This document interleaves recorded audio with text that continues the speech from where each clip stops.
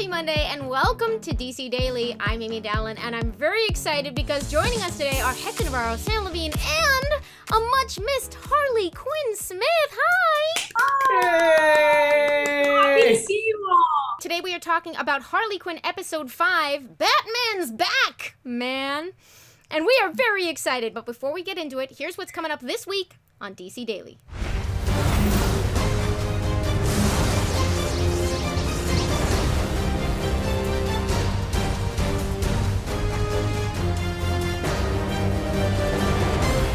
Okay, so obviously I love the title of this one, but let's get into it. Episode 5 of Harley Quinn does not start with Harley Quinn or even the world of Harley Quinn. Can we talk about this framing sequence? It opens with our world. Is this the first time in the Harley Quinn, the animated series, we're seeing like our real world? That's insane. They are Superboy Prime punching through the wall. It's, we don't know what's going on. I have to say, I thought it was the funniest damn thing in the world to have some examples of those really unfortunate and sometimes pretty dark and, you know, toxic and misogynistic corners of fandom. It was such a realistic but kind of a bummer moment. And I have to point out the t-shirts that said, release the Snyder Cut. And my personal favorite, The Last Jedi is not canon. I was like, well done, show. Really good job. It was so good. You know, there is unfortunately a lot of there are a lot of misogynistic people in the nerd community, and it's unfortunate. And you know, they are upset that a Harley Quinn show exists, that there's a show centering around one of the most important DC female characters, and you know, there's Birds of Prey, and this was just kind of like a nod not in a good way, but in a hey, stop being such I have to be honest, I thought the whole thing was, you know, ridiculous because I know all the fans and no one like that exists. This is a work of fiction. No. Okay, I've never met anyone who would ever say anything even remotely close to that. So I think you guys are being a little ridiculous. This show's a comedy, guys. We have no Harley, we have no Ivy, but Batman is back. He is waking up from his coma. He has a wonderful sort of long, beardy look. There's some fabulous, I felt like, Nolan-verse homages in this sequence, throughout this episode, honestly. Guys, I loved this one. This was so much fun. What'd you think? As a Batman fan, I loved this episode so much for so many reasons. Of course, I missed Harley, but she gets every other episode, and we have so many amazing, wonderful characters in here. I mean, we got Commissioner Gordon back in there, specifically getting to see what's been going on with Batman throughout this whole thing was terrific. I just loved the dynamic between him and Alfred, what was really going on at Wayne Manor. There was so much great stuff in there, and it's Batman. It's Batman! And it was one of the more human versions of Batman Bruce that I've ever seen in, you know, anything animated. It was amazing. So I loved the way that Batman and Alfred, their relationship in this, I really felt like mirrored the way they play Batman against Jim Gordon, where Bruce is always showing up to be like, Jim, get it together. And in this one, Alfred's like, Bruce, sit down. You cannot do this. You cannot handle this. He's trying to respond to all the chaos that's out there in the world. Gotham, obviously a huge mess. We get that wonderful visual gag of like, Gotham is fine. No, it is not. And we get mysterious new hero, the Macaroni, out there foiling bank robberies, just for a nice Harley Quinn animated series touch. What did we think of Alfred? Tom Hollander is so wonderful. I loved him. I loved his sarcasm. What do we think? I love this Alfred. I think that, to me, it reminded me of a more snarkier, a little bit more of an antagonistic take, but it's similar to the one that was in like Lego Batman, where Ralph Fiennes is Alfred having to deal with this very childish at times Will Arnett Batman. I really appreciated so many of the great little Alfred witticisms. I think that they were fantastic. And dealing with a more petulant Bruce. And of course, that leads into Bruce going behind Alfred's back to hit up Lucius Fox, classic Yay. Batman supporting character. So Lucius Fox, of course, voiced by the incredible Phil Lamar, animated DC royalty, brings in a new mech-heavy batsuit by Bruce's request to try to help fill this gap of a city with no Batman. And what do we think of the suit? There's no way around it. It immediately reminded me of Batman versus Superman, Dawn of Justice. That was the first time in film I remember seeing like a serious mechanized Batman suit. This episode is also another good case for why Batman should never have an armored suit. Look, Batman operates the best when he can be like stealth ninja. Like, that's his specialty. So when he finally gets the suit on and Alfred doesn't wake up and he like clinks and clunks out of the room, I thought that was the funniest thing, you know. And then later with his legs in such bad shape, like every once in a while it's cool for Batman to get that upgrade, you know, for him to deal with. But there's nothing better than seeing Batman in his classic Batman suit. There's a reason that's the best. So I'll say I generally agree, but robot batsuit can be fun. Like, there have been a couple Right. good precedents for that. Yeah. Harley, what were you going to say? I think that, you know, he's not really deserving of the high tech batsuit right now. And I love the moment where Alfred's like, yeah, put on your socks. So, of course, he's got this suit on because he thinks that there is a gap in the city. But I rushed over this earlier. Macaroni's not the only hero out there in the world.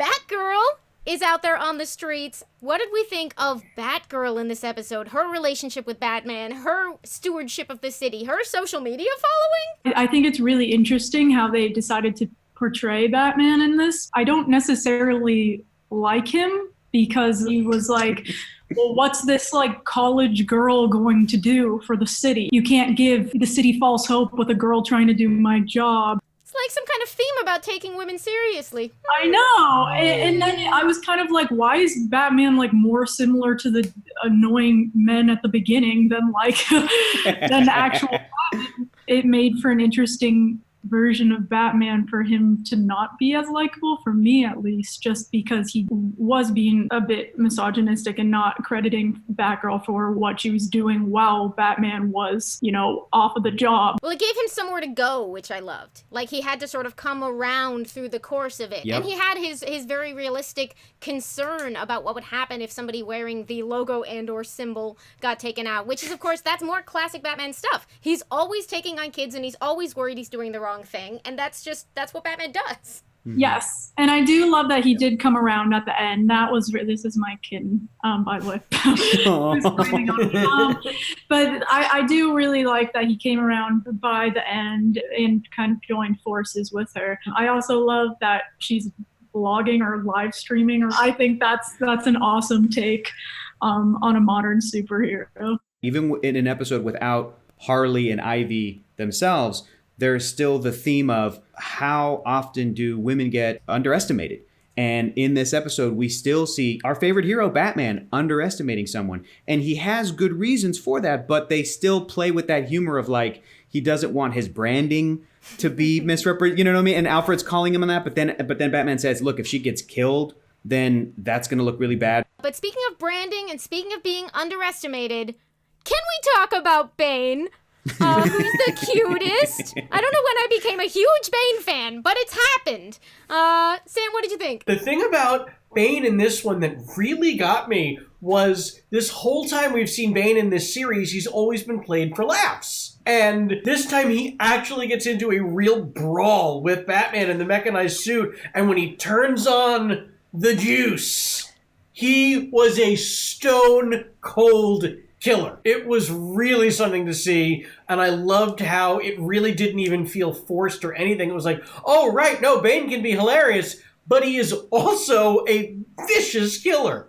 And so I loved watching the two of them get into it. I thought that fight was epic. And that's been strong words coming from, like, an original Nightfall stan. Oh, absolutely. I stan my Bane from start to finish. Speaking of Nightfall, I'm going to have two images seared into my brain from now on concerning Bane. Image number one, it's always been in there since Batman Nightfall, like Sam mentioned, is Batman having his back broken by Bane. Image number two is now going to be Batman's bloodied and broken legs after the fight with Bane in this episode. My gosh. Yikes. Good luck unseeing that one. So I guess the idea is every time Batman gets close enough to being healthy to go out there and fight, he jumps the gun and then gets beaten up so bad he's laid up again for 6 more months. So there'll never be Batman in this series. That they called it Batman's Back, man, it's just the beautiful nerve of it all. This show. So obviously that fight goes real badly. I mean, he does pretty well for someone who is single-handedly fighting Bane at full power, but thank God he does not ultimately have to do it alone, because this time Macaroni and Batgirl are here for him, and y'all, Alfred is Macaroni, and I love it so much. It was such an excellent moment, the reveal that Alfred was Macaroni, because Alfred is always there for Bruce at all times, and the fact that he went as far as to become Macaroni to help Bruce. That wig! The wig and the multi-functions of the wig was just, wow. Mm-hmm. Yeah, there were some major Inspector Gadget vibes coming from Macaroni. Hector, I was wondering... what, maybe the history of the name Macaroni is, as Alfred's alter ego might have come from. Do you happen to have any idea about that? We watched the episode with Dr. Trap, and I know that's an obscure DC villain. But with Macaroni, I went, there's no effing way. There's no way. I was like, how did I miss this in the history? So, we looked it up, and I went so far as to, I messaged Harley Quinn showrunner, executive producer, Patrick Schumacher. I asked him, I'm like, dude, Patrick, what is this a reference to? And he got back to me and he was like, nope, not a comic book reference. We were just doing a deep dive on Wikipedia for what the origin of that lyric, put a feather in his cap and called it macaroni, was from. And the writer's room had a laugh because apparently an image that came up looked really silly. And then that just became the alter ego of Alfred's crime fighting persona.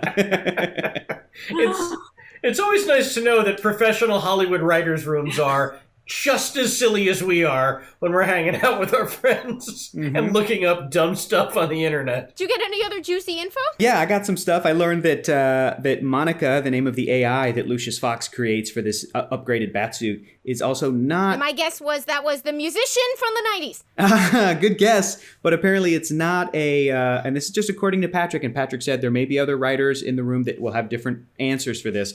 It's not a comic book reference. It's just like an ex-flame of Lucius's who is presumably deceased, and he's embarrassed that he used her namesake on a frivolous throwaway invention that he did. So he's like, you deserve better, Monica.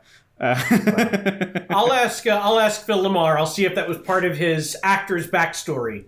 And her voice, of course, was Tawny, who we got to see again, which was so exciting. Monica, the AI, was voiced by Tisha Martin Campbell, and we also got to hear Tisha in this episode play once again Tawny, which was awesome. That was a beautiful season 1 callback. She's such a beautiful part of so many of the events of Gotham.